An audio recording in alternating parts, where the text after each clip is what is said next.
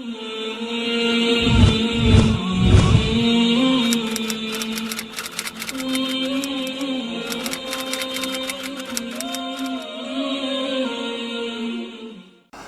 باللہ من الشیطان الرجیم، بسم اللہ الرحمن الرحیم۔ یہ سورہ نساء کی آیت نمبر 43 ہے۔ یا ایہا الذین آمنوا لا تقربوا الصلاة وانتم سکارى حتى تعلموا ما تقولون ولا جنبا الا عابري سبيل حتى تغتسلوا وان كنتم مرضى او على سفر او جاء احد منكم من الغائط أو لامستم النساء فلم تجدوا ماء فتيمموا صعيدا طيبا فامسحوا بوجوهكم وأيديكم إن الله كان عفوا غفورا۔ اے ایمان والو، نزدیک نہ جاؤ نماز کے جس وقت کہ تم نشے میں ہو۔ کب نہ جاؤ؟ جس وقت کہ تم نشے میں ہو، یہاں تک کہ سمجھنے لگو جو کہتے ہو۔ حتی تعلموا ما تقولون، یہاں تک کہ سمجھنے لگو اپنی بات کو، ہوش میں رہو، نشہ ڈھل جائے، یہاں تک کہ سمجھنے لگو جو کہتے ہو۔ اور نہ اس وقت جاؤ نماز کے قریب جنبن کہ غسل کی حاجت ہو، الا عابری سبیل، مگر راہ چلتے ہوئے۔ اس کے احکام آگے آئیں گے۔ حتی تغتسلوا، یہاں تک کہ غسل کر لو، اس سے پہلے ناپاک ہو نماز کے قریب مت جاؤ۔ اور اگر تم مریض ہو یا سفر میں ہو، یا آیا ہے تم میں سے کوئی شخص جائے ضرور سے پیشاب پاخانہ کر کے، غائط ضرورت کی جگہ سے آیا ہے، یا پاس گئے ہو عورتوں کے، لامستم النساء، پھر نہ ملا تم کو پانی، پھر نہ ملے اگر تم کو پانی تو ارادہ کرو زمین پاک کا، زمین پاک کا یعنی پاک مٹی کا ارادہ کرو، پھر ملو اپنے منہ کو اور ہاتھوں کو، بے شک اللہ ہے معاف کرنے والا بخشنے والا۔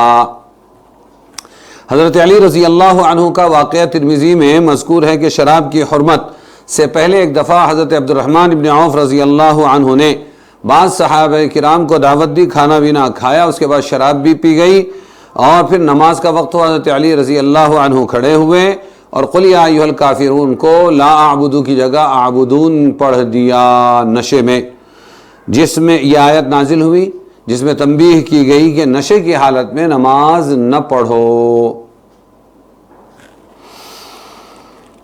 شراب کی حرمت کے تدریجی احکام، یعنی ایک ساتھ شراب حرام نہیں کی گئی، بلکہ شراب حرام کرنے کے لیے اللہ تعالیٰ نے پہلے ذہن بنایا، چونکہ شراب کی حرمت تو اسلام میں پہلے سے تھی، لیکن ان کو عادت بھی پہلے سے تھی اور ان کی گھٹی میں پڑی ہوئی تھی، خوب پیتے تھے یہ لوگ۔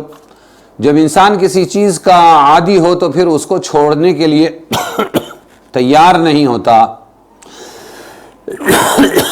یہ اسلام کا کمال ہے کہ اسلام ڈائریکٹ حکم نہیں دیتا کہ نافرمانیاں کریں لوگ، بلکہ حکم ایسے ماحول میں دیتا ہے کہ پہلے زمین کو ہموار کرتا ہے۔ دل کی زمین جب ہموار ہو جائے، قبولیت کی استعداد پیدا ہو جائے، طلب پیدا ہو جائے، پھر حکم لاتا ہے جس سے اللہ رسول کا حکم پورا کیا جاتا ہے۔ تو ابتداءً اس آیت میں صرف یہ حکم ہوا کہ دیکھو نماز میں گڑبڑانے لگے ہو، اس لیے نماز میں تم شراب کی حالت میں نماز مت پڑھو۔ کچھ طبیعت شریف تھی، انہوں نے تو سمجھ لیا کہ اتنی بری چیز ہے کہ نماز میں شراب کے قریب جانے سے منع کیا گیا ہے، اس واسطے انہوں نے فوراً شراب چھوڑ دی۔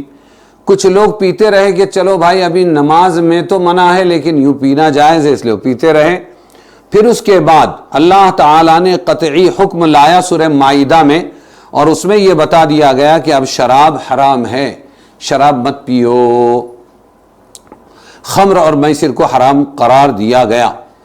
یہاں سے ایک مسئلہ یہ بھی سمجھ میں آیا کہ جب آدمی کو ہوش نہ ہو تو نماز کے قریب نہیں جانا چاہیے۔ بغیر شراب پیے بھی اگر ہوش نہیں ہے، جیسے نیند کے غلبے کے وقت میں آدمی کیا پڑھ رہا ہے پتہ نہیں، اس کے منہ سے کیا نکل رہا ہے پتہ نہیں، اس لیے آدمی اپنی زبان پر چونکہ قابو نہیں رکھتا، جب اس کا بدن ٹوٹنے لگے، نیند آنے لگے، ہوش جانے لگے، تو اس کو چاہیے نماز چھوڑ دے اور پہلے نماز پڑھے، پہلے نیند لے اور پہلے آرام کرے۔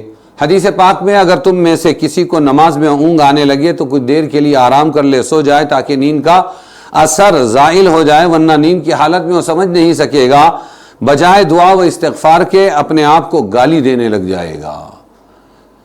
اس لیے اس میں احتیاط کی ضرورت ہے۔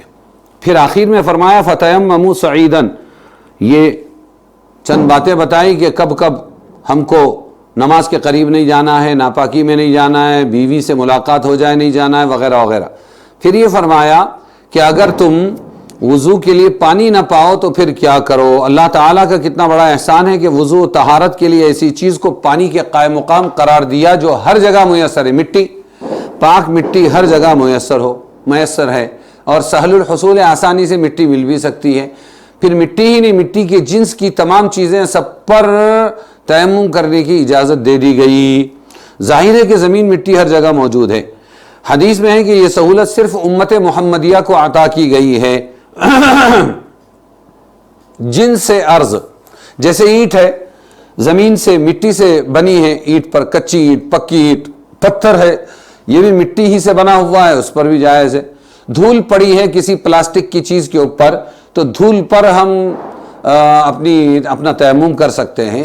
اس کی تفصیلات کتب میں موجود ہیں۔